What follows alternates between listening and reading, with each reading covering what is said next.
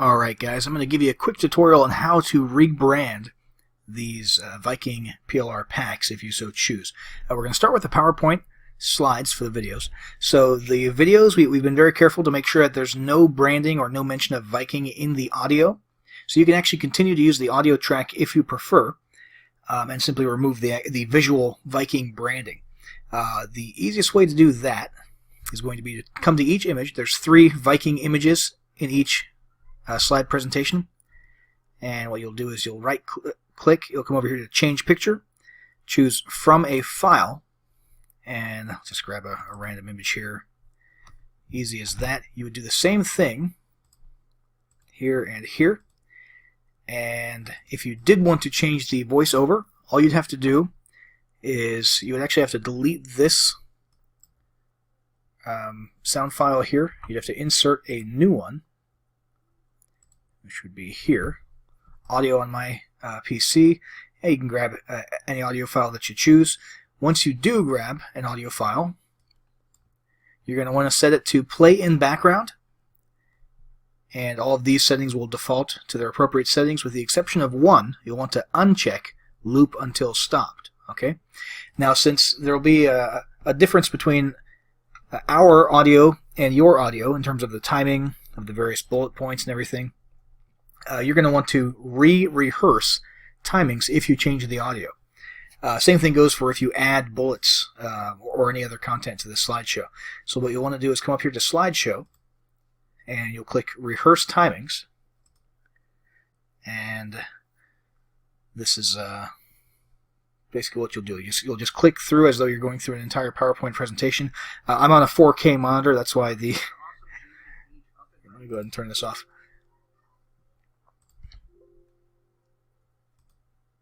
Yeah, sorry. So I was on a 4K monitor, so that's why it looked all zoomed in there. But basically, you would just proceed as though you were doing any other PowerPoint presentation and clicking at the right times in synchronization with your audio. And once you've done that, at the end there, when it says, do you want to save the timings, you hit yes. And from that point forward, when it renders a video, everything will be in sync. Okay, so we've covered how to change the images, remove all the Viking branding, how to change the audio. The last thing left to do in order to make these into a video would be to come over to File, and you're just going to come to Export, Create Video. Make sure this is set to use recorded timings and narrations. Those are the ones that you just set up. It should be set that way by default, and to choose your presentation quality. There's no reason not to do full HD these days. And create video, and that'll render, over the course of a few minutes, an MP4 video file of this presentation. And let's see if I missed anything here. Nope, I think that's about it for the PowerPoint slides. Let's move over to the the Viking bonus creation Word documents. So what I'm about to say applies to the reports as well as to the full ebooks. And really, it's actually very similar to PowerPoint, except for one thing I'll mention at the beginning is this background. It's here for stylistic reasons. It looks kind of cool and slick, but I understand a lot of people might not like that. So what you'll want to do, when you first open the document, everything will look kind of gray and hazy here. And that's because that background image is actually in the header. And it is, as far as Microsoft Word is concerned, it's layered in front of the text. So step 1 is going to be to double-click in the header area. Step 2, click one more time, and you're actually going to select this background image. Okay, you'll see these little dots up here in the corners and on the sides. That's how you can resize this. If you want to keep this background and you just want to get rid of it temporarily while you edit and change things so you can see a little more clearly, that's all you do. You just drag it to the side, and then remember to drag it back over before you finally render or export your document. And if you want to just delete it, that's fine. Just hit delete, and you get rid of that. If you want to switch to a white background, we'll just come over to Design up here, Page Color, change the page color to white, and what you'll see is that Microsoft Word, let me close out of the header mode actually. There we go. Microsoft Word, when you change the background to white, automatically changes the white text to black. Okay, let's see here. Same rules apply here for changing the picture. Change picture from file. You can choose any picture that you'd like. You would want to go into the footer area. I'm going to go ahead and change the page color back to black. It's worth noting here that in the footer area it does not automatically change this text to black if you change the background to white, so you'll want to come in and manually do that. Just up here under home, and you can obviously change colors up here.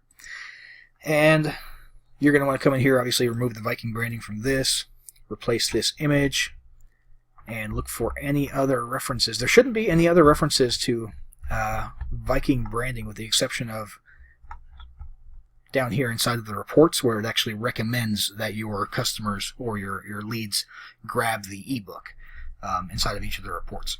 But you can always just do Control F and look for the word Viking, see if there's any other Viking branding that we missed. We made sure not to include any in the actual body of the document in the case of the ebooks. And that is about it for the Word documents, guys. I just want to reiterate, when you distribute this to your audience, it needs to be in PDF format. So you're going to come up here to File, and you're going to save as Adobe PDF. Simple as that. Same thing goes for the PowerPoints. You can only distribute the video files once you export it as an MP4. You cannot distribute the actual presentation slides themselves. Again, unless you upgraded and got the master transferable PLR rights, in which case you can sell PLR rights to these. But if you just got the standard package of our Viking PLR bundles, and you're just distributing these to end users under your own PLR rights, make sure that when you distribute, you're only dealing with PDFs and video files, not with any Word documents or PowerPoint slides. That's about it for the tutorial. Guys, if there's any information here that I didn't cover or that you don't understand about rebranding, feel free to send us a support ticket, and if necessary, we'll go ahead and update this tutorial and re-upload it to the members area. All right, thanks, guys.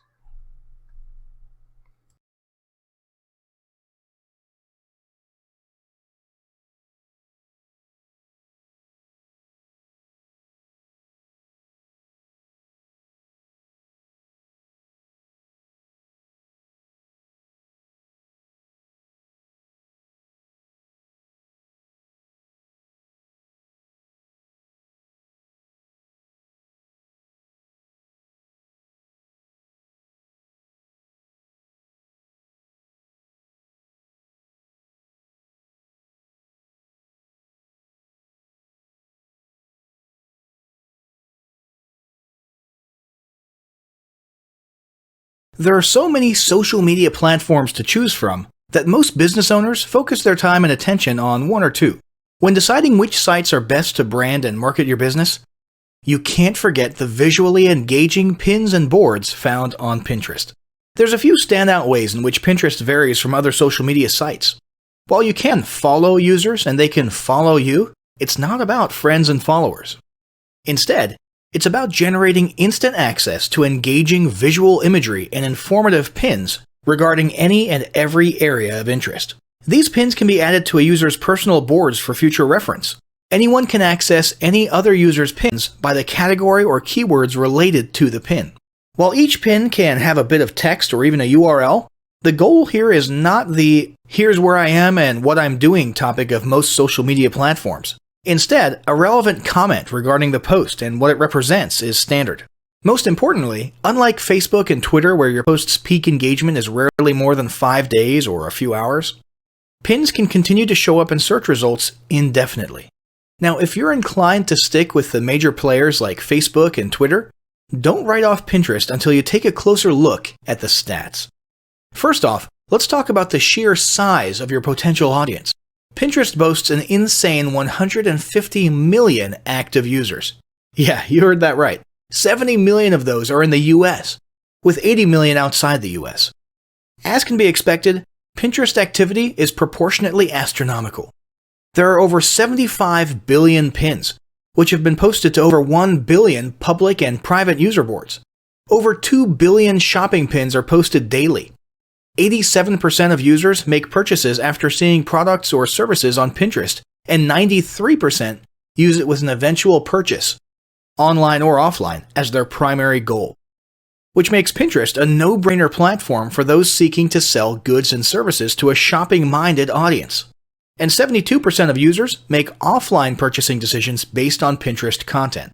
So it's not just a goldmine for online businesses. The average Pinterest user session is just over 14 minutes, which is very impressive when you compare that to most other social media platforms. 14 million rich pin articles are posted every day, and a whopping 5% of all web traffic comes from Pinterest. 80% of Pinterest users access the site from a mobile device, so mobile marketing and mobile-friendly content is very important here.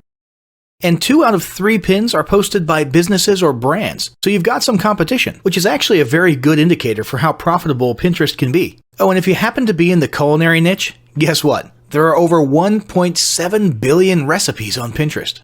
As for your audience makeup, 81% of Pinterest users are women, so the Pinterest is for girls stereotype clearly has some truth to it, at least from a market research perspective.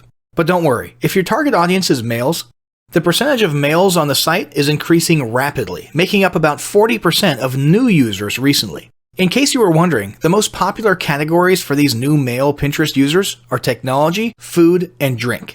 Big surprise, right? As for age, millennials are using Pinterest just as much as Instagram. The median age of users is 40 years old, but the most active pinners are under the age of 40. So now that we've established why you should definitely be marketing on Pinterest, let's talk about some Pinterest goals.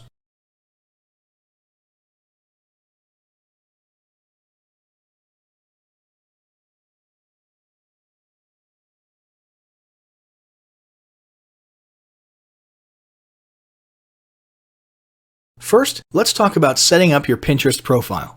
Pinterest profiles are short and sweet, but don't underestimate the importance of a quality profile. Ideally, your Pinterest account should be your business name, if it's not already taken. If already taken, get as close as possible. Or if your business is one that doesn't seem pin conducive, like a bank or a credit union, create a business Pinterest page for an adjacent topic.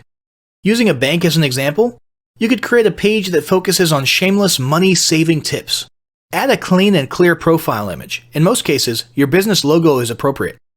However, if your logo doesn't fit well, have it redesigned to fit or substitute it with a best-selling product or even your founder or CEO's headshot.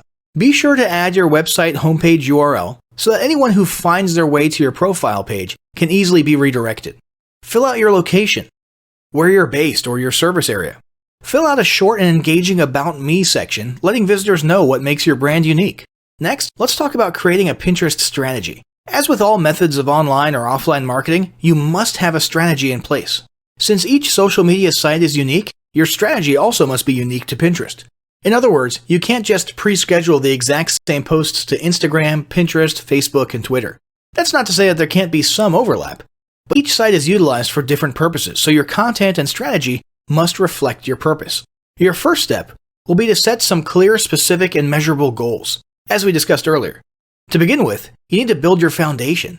This means investing in creating an organized and relevant category of boards for both your shared pins and your original pins. Then you need to begin posting regularly to build your followers and number of pins. Once you have a foundation, continue posting at least 3 to 5 times a week with the goal of getting your website traffic from Pinterest at or above the average of 5%. To determine the percentage of those who transfer from Pinterest to your website, landing page, or linked URL, you should set up Google Analytics. You can also use your preferred analytics software or view the analytics provided by Pinterest. Your page must be set up as a business account to view Pinterest analytics. What you're looking for is which pins do the best so that you can create similar yet unique pins. Let's talk about setting up rich pins. Rich pins simply mean that you can provide in-depth context about your pin. There are currently 4 rich pin options: app, product, recipe, and article. For example, a product-rich pin could automate the current price featured on your website and might let the customer know if the product is in stock. You need to apply for rich pins, which is fast and approval is easy. Pinterest really just needs to verify that you're legitimate and that you have the basic metadata requirements. Next, there's promoted pins. The focus of this marketing guide is to help you design an organic Pinterest marketing plan, but we do want to make sure you're aware of all of your options. If you want to hyper-target your demographic, you can invest in paid promoted pins. Promoted pins increase engagement by 2 to 5% and drive more targeted traffic directly to your website or sales funnel or opt-in page.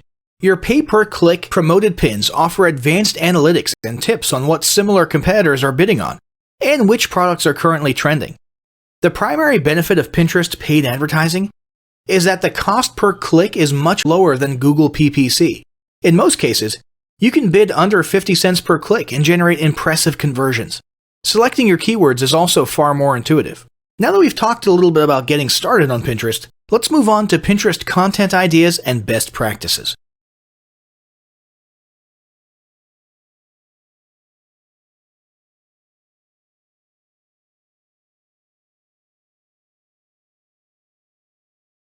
Currently, the most popular categories on Pinterest are fashion, home and garden, food and beverage, and beauty. These are just general categories which could easily be used on Pinterest to generate traffic for a limitless number of products and services. In most cases, this is a good fit for business-to-consumer advertising or B2C. But don't write off your business-to-business or B2B just yet. You just have to get strategic and creative. When looking to build your boards, and for original content inspiration, consider the following. Repins. Repinning is the fastest and easiest way to bulk up your boards. Your category boards should be designed to inspire or educate anyone who visits your site. Even though a pin is repinned, you can add your own unique comment. Just make sure the source is always clear.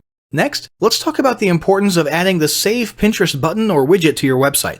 This will increase engagement on Pinterest by neatly organizing content on your site that visitors want to refer back to on their board of choice. Once saved to their board, the save has the potential to be repinned. How will they know that they can repin website graphics to their Pinterest account? When they hover over the image, the Pinterest Save button will populate. Now let's talk about quote cards. Quote cards continue to be one of the most effective pins out there. With the long list of user-friendly quote card generators, you don't even have to have graphics design skills to generate a pin worth sharing.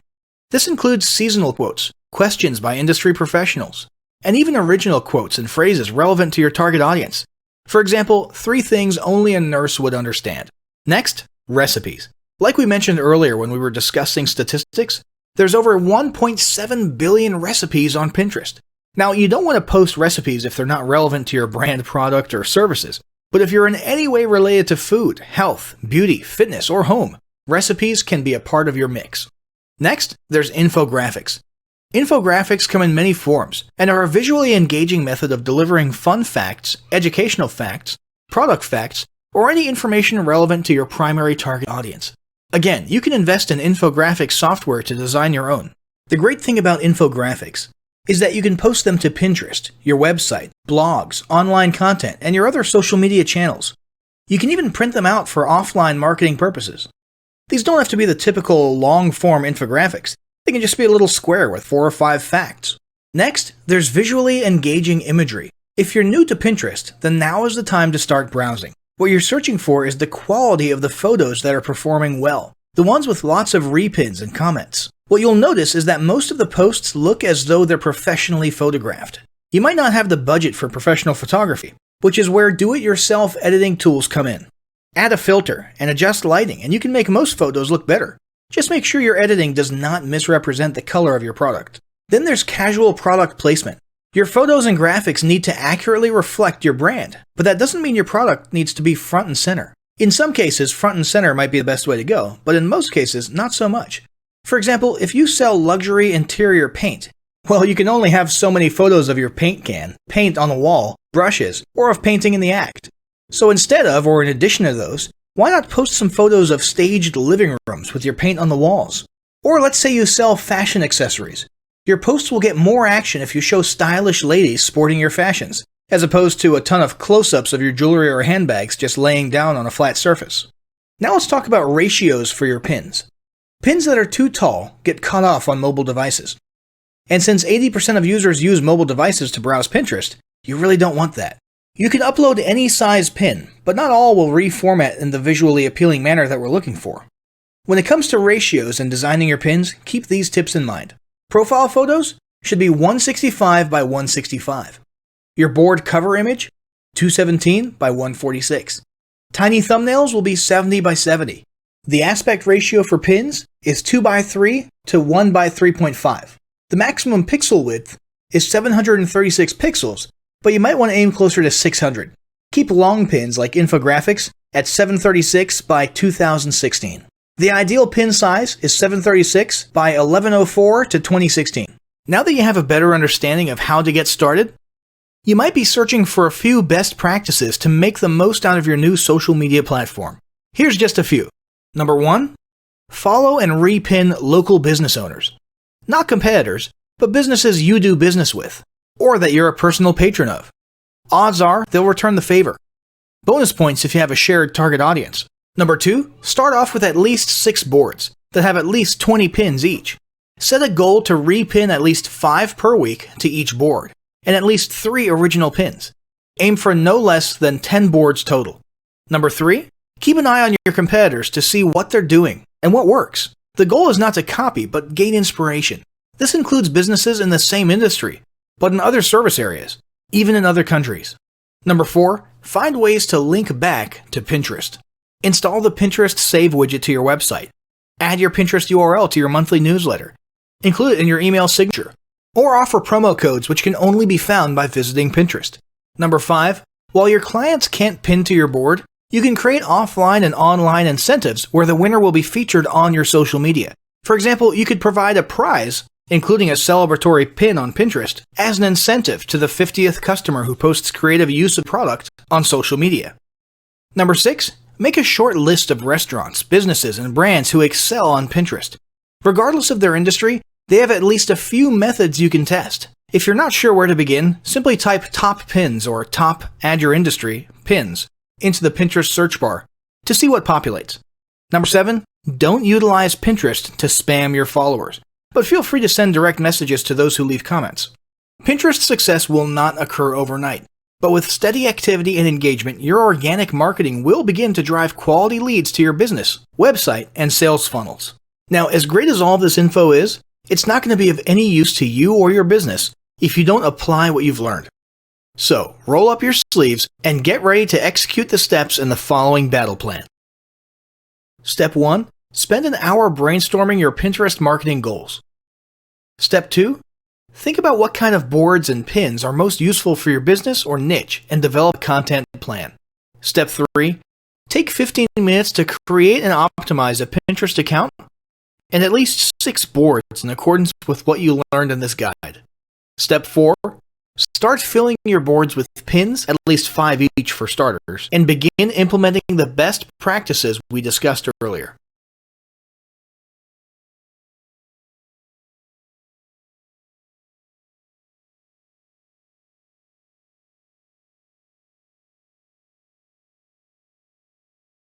Establishing marketing goals is critical to the success of your Pinterest marketing. Countless entrepreneurs and businesses have set up a Pinterest presence, made a few posts, and then let it sit untouched for months or even years. This is usually due to a lack or absence of goals. So, before you even begin establishing any sort of Pinterest presence strategy, you need to establish clear marketing goals. Your goals should be specific, measurable, and attainable. They can be long-term, short-term, or a mix of both. Deadlines and milestones can be helpful as well. I want to increase my social following would be an example of a bad goal that will likely result in your marketing efforts petering out after a while, because there's no specific milestones. I want to gain 1,000 likes by Christmas is an example of a good goal. It's specific, measurable, and certainly attainable. Below are some examples of the various goal categories you might be interested in for Pinterest. First up, traffic to website. And here we're talking about sales, leads, or content marketing. Probably one of the most popular goals of Pinterest marketing is to funnel your Pinterest traffic back to your own web properties. After all, most businesses don't do business on Pinterest per se. You're leveraging Pinterest to obtain traffic and convert that Pinterest traffic into brand followers, leads, prospects, and customers. So maybe your goal is to get people to a landing page with a free offer where they can subscribe to your list and become a lead. Maybe they're being sent to a sales page or an e-commerce store. Maybe you just want to do some content marketing and send them to your blog. Whatever the case, the end goal for a lot of businesses will likely be bringing Pinterest traffic away from Pinterest and over to their own web properties. Next up, there's social following, or Pinterest as autoresponder. In this goal category, your aim is to build a large number of followers. The reason we also refer to this as Pinterest as autoresponder is because the main sought-after benefit here is to increase the number of people who will see your pins in their home feeds. In this sense, Your Pinterest posts become similar to sending out email broadcasts via your autoresponder. If you grow a large enough community, this can be very beneficial and turn into a huge source of free organic traffic for your business. Next, passive presence. Some businesses might have purely passive goals. Simply being present and discoverable inside of Pinterest is a benefit that has wider appeal and greater utility than you may think. In many cases, a company's Pinterest presence might supersede or even totally replace what was once the role of a blog. Your business's name, logo, a short intro statement, and a link to your website can be found on your Pinterest profile. And depending on your audience, that might be where people are most likely to seek you out rather than your website. Much like a blog, people can see your boards and recent pins. This same approach can also be used for events, communities, and brands. Next up, brand awareness. Another goal that's less thought about might be spreading brand awareness and recognition. If you're just starting out, there's a good chance your brand might be in need of a jump start. If nobody's ever heard of you, a great way to increase recognition is to simply pin and share unique, helpful, or entertaining content and get your name, logo, and overall brand identity in front of as many people as possible, as many times as possible. If this is your goal, you want to avoid being salesy in the beginning. Ensure you're focused almost entirely on posting helpful, relevant, or entertaining content. Next, there's expanding existing audiences. If you've already got an audience, your goal might be to make it bigger. This can be done via several social marketing methods. Pinning or repinning viral content, either curated or created by yourself, can lead to a huge increase in your Pinterest audience. Although creating your own viral content can be great, if you don't have time or the means to do so, you can simply leverage existing content that's already proven itself to be viral by curating or resharing it with your own comments or angle added to it. Also, a few humorous images and memes can't hurt either. Other ways to expand existing audiences can include contests, sweepstakes, and gamification. Assuming your offers and prizes are compelling enough, incentivized sharing can be very effective. Just ensure your methods are permitted by Pinterest's terms of service. After that, there's enhancing or repairing PR. This is a goal that any business can engage in. Non-sales related PR campaigns can include pinning photos or videos that foster positive value and goodwill, or even involvement in noble causes or social movements. On that last one, though, be careful not to alienate half your prospects if the movement is too political or ideological. Did your business recently donate to a charity, or build a school in a third world country? Serve food at a local pantry? These are all things to pin about. These don't necessarily need to be about things that your business participated in. They can be content about general things like a heartwarming video about helping the poor or caring for the elderly. Special holidays like Christmas, Thanksgiving, or Mother's Day also present opportunities to leverage emotions, foster goodwill, and enhance your public relations. If necessary, PR repair can be done as well. If your business recently had a mishap or did something that caused negative PR, a campaign of PR enhancement like described above can work wonders in improving your public image. Last but not least, there's market research. This is a hugely beneficial goal of Pinterest marketing. If you're just starting your business or going down a new path, Pinterest can be an excellent place to learn more about your audience and your market. This can be done in a structured way by pinning to things like surveys and questionnaires, or in a less structured way by simply engaging with your audience, commenting, asking questions, and so on. Also, lurking or conversing in Pinterest boards related to your industry can teach you a ton about what your customers want and who they are. Beyond that, you can monitor your competitors' profiles and boards to see what their customers like and what they're complaining about, so you can adjust your business accordingly. Creating your own board and engaging within it is another great way to get a constant stream of market and audience data flowing into your business. Ultimately, your goal should be to come up with one or two ideal customer avatars that you can then base your marketing and product development on. All the goals you've learned about in this section require some sort of presence on Pinterest. So let's discuss how to start building that presence.